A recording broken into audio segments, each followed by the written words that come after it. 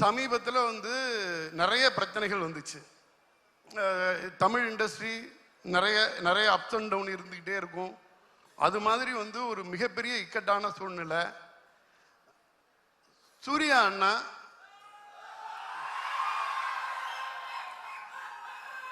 ஒரு தடவை அவரை அழைச்சி அவருடைய பிரச்சனைகளுக்கு ஒன் டைம் சொல்யூஷனா ஒரு விஷயம் சொல்லியிருக்கார். இதை பண்ணிக்கோ, உன்னோட பிரச்சனைகளை நீ தீர்த்துக்கோ அப்படின்னு சொன்னப்ப அப்ப அதான் சொல்லிட்டு வந்தாங்க. அண்ணா கூப்பிட்டு இது மாதிரி என்ன சொன்னாங்க. எனக்கு அழுகதான் வந்துச்சு. என்ன இவ்வளவு கேர் பண்ணிக்கிறதுக்கு நீங்க இருக்கீங்கன்னா நான் மற்ற எல்லாத்துலேருந்தும் வெளியில வந்துடுவேன். நீங்க இது சொன்னது மிகப்பெரிய இது என்னன்னா கடவுளுக்கு சமம். வன்மம் நிறைந்த உலகில் இப்படி ஒரு ஹீரோ, சூர்யா அண்ணா மாதிரி ஒரு ஹீரோ மற்றவங்கள கேர் பண்ணணும் அப்படின்னு நினைக்கிற ஒரு ஹீரோ எனக்கு தெரிஞ்சு வாத்தியாருக்கு பிறகு சூர்யா சார்ன்னு நினைக்கிறேன். கிட்டத்தட்ட 25 வருஷமா நானும் சினிமாவில் இருக்கேன். எனக்கு தெரிஞ்சு இப்படி ஒரு ஹீரோலாம் அடுத்தவங்களோட துயரத்துக்கு தோல் கொடுக்கக்கூடிய ஒரு ஹீரோக்களை எல்லாம் நான் கேள்விப்பட்டது கூட கிடையாது. எப்படி நான் இதுலேருந்து கடந்து வந்துடுவேன் அப்படின்னு சொன்னாங்களோ, மிகப்பெரிய போராட்டம், சாதாரண போராட்டம் இல்லை. வாத்தியாரேன்னு ஒரு மிகப்பெரிய படத்தை எடுத்து வச்சுருக்கோம். Short hit film. இந்த படத்தை எடுத்துகிட்டு வரணும். அதுக்கு நிறைய ப்ராப்ளம் எல்லாம் இருக்குது. அதை சால்வ் பண்ணி நான் எடுத்துகிட்டு படத்தை ரிலீஸ் பண்ணணும் அப்படின்னு சொல்லும் பொழுது நிறைய கேள்வி இருந்துச்சு. இது எப்படி பண்ணுவாங்க, இது என்ன பண்ணுவாங்கன்னு. நம்ம எம்ஜிஆர் படம் பார்த்துருக்கோம், ரஜினி சாரோட படங்கள் பார்த்துருப்போம். ஒரே பாட்டில் மிகப்பெரிய கோடீஸ்வரனா மாறிடுவார், ஒரே பாட்டில் எல்லாமே மாறிடும்ல. அது ரஜினி சாருக்கு நடக்கும். ரஜினி சாருக்கே கூட சினிமாவில் தான் நடக்கும். ஞானவேல் சாருக்கு நடந்திருக்கு. இப்போ வாத்தியாரே அவர் சொன்னபடியே எடுத்துட்டு வந்துட்டாரு. திருப்பதி வந்தா திருப்போம் அப்படிம்பாங்க. என்னை பொறுத்த வரைக்கும் கார்த்திக் சார் படம்னு சொல்லணும். என்னோட கெரியரில் என்னோட டேர்னிங் பாயிண்ட் அல்லது என்னோட லைஃப்பில் என்னோட டேர்னிங் பாயிண்ட் எல்லாத்தையும் எடுத்து டாட்டா வச்சா அது எல்லாம் கார்த்திக் சாரோட படங்களோட ரிலீஸாக இருக்கும். கிட்டத்தட்ட 27 படங்களில் நான் ஒரு 15 படங்கள் விநியோகஸ்தராக ஒர்க் பண்ணியிருக்கேன். கார்த்திக் சாரோட ஒவ்வொரு படமுமே எனக்கு ஸ்பெஷலு. அதான் 8 பிரிக்கிறதுக்கு பதிலாக கார்த்திக் சாரோட படங்களை வரிசையாக பிரிச்சுட்டு என்னோட கெரியரையும் பிரிச்சிடலாம் அப்படின்னு நான் நம்புவேன். அது மாதிரி ஒரு படம் வாத்தியாரே. இப்போ நம்ம கார்த்திக் சார் படங்களை பொறுத்த வரைக்கும் ஜென்ரலாக ஜாலியாக ஜோவியலாக ஒரு பர்ஃபார்மன்ஸ் பண்ணிட்டு போயிட்டு இருப்பாங்க. நிறைய மெனக்கெட்டு நடிக்கிறது அப்படிங்கிறது நிறையா ஆர்டிஸ்டுக்கு பேசுவோம். கார்த்திக் சார் என்னன்னா சின்ன விஷயத்துக்கும் ரொம்ப அளவுக்கு அதிகமாக மெனக்கிடுவார். அது ஃப்ரேமில் ஜாலியாக ஒன்று பண்ணிட்டு போகிற மாதிரி இருக்கும். ஒரு சின்ன விஷயத்துக்கும் அவ்வளோ சிரத்தை எடுத்துப்பாங்க. நிறையா விஷயங்களில் அவங்களோட சிரத்தையில் சிவகுமார் ஐயா தெரிவாங்க. சிவகுமார் ஐயா ஒரு விஷயத்தை எடுத்து எவ்வளோ சிரத்தையோட பண்ணுவாங்களோ அந்த அளவுக்கு பண்ணுவாங்க. ஆனால் ஃப்ரேமில் வரும் பொழுது அது வேற ஒன்று ஜாலியாக ஜோவியலாக ஆன் த கோ அப்படியே நடிச்சுட்டு போன மாதிரியே இருக்கும். அந்த கார்த்திக் சார் எம்ஜிஆரை வாத்தியாரை வச்சு ஒரு படம் பண்ணியிருந்தா எவ்வளோ எஃபர்ட் எடுத்திருப்பாங்க அப்படிங்கிறது எனக்கு தெரியும். நிச்சயமாக சாதாரண எஃபர்ட் இருக்காது, மிகப்பெரிய எஃபர்ட் போட்டு எடுத்த ஒரு படமாக இருக்கும் இந்த வாத்தியார். இதில் இன்னொரு சிறப்பு உண்டு.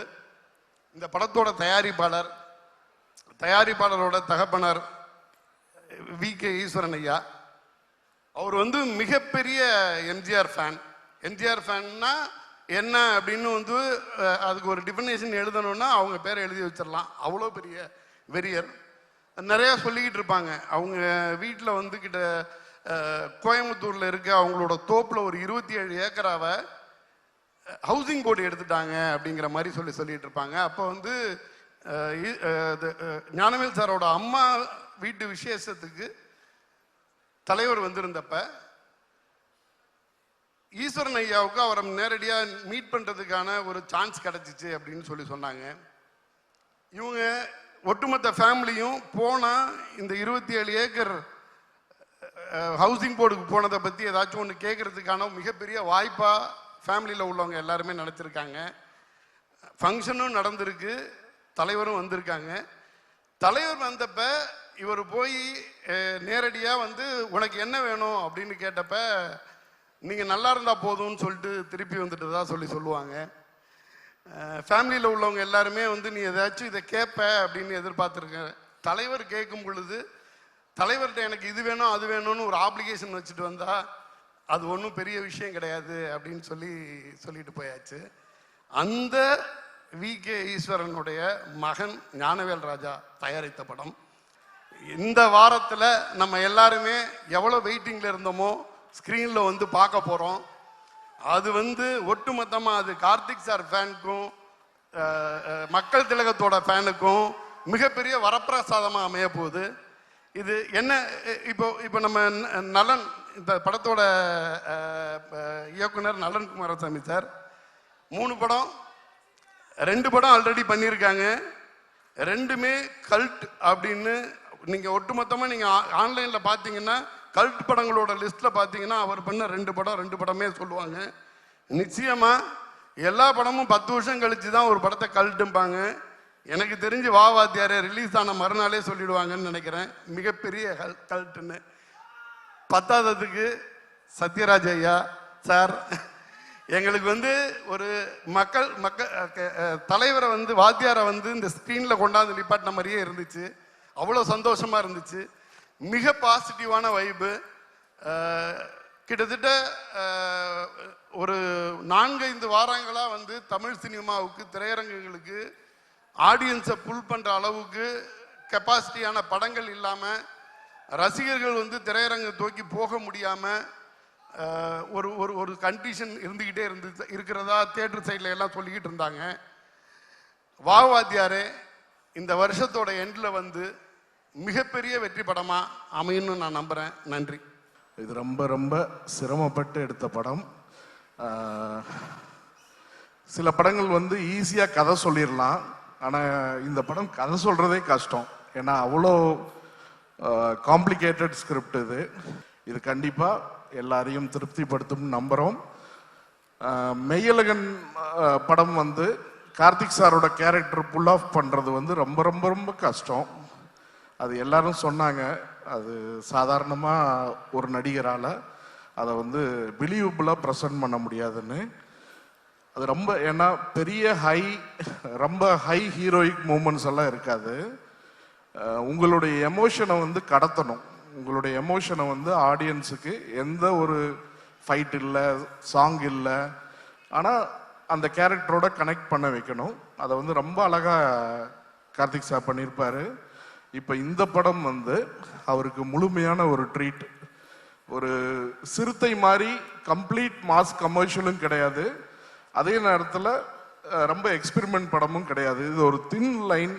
இது தமிழ் சினிமாவுக்கு ஒரு புது கதையாக இருக்கும், ப்ரெசன்டேஷனாக இருக்கும். ஸோ இது வந்து ரொம்ப கஷ்டப்பட்டு இந்த டீம் எடுத்திருக்கு. மிகப்பெரிய வெற்றிய படமாக அமையும். கார்த்தி ரசிகர்களுக்கு இது மிகப்பெரிய படமாக அவங்க ரசிக்கக்கூடிய வகையில் அமைஞ்சிருக்கிற கமர்ஷியல் படமாக அமையும். இந்த நேரத்தில் வாத்தியாருடைய பிளெஸ்ஸிங்ஸ் இந்த படத்துக்கு இருக்கு. என்ன பிரச்சனைகள் என்ன இது இருந்தாலும் வாத்தியாருடைய ஆசீர்வாதத்தோட இந்த படம் நல்ல படமாக வெற்றி படமாக அமையும்னு ஆண்டவனை வேண்டிக்கிறேன். நன்றி, வணக்கம்.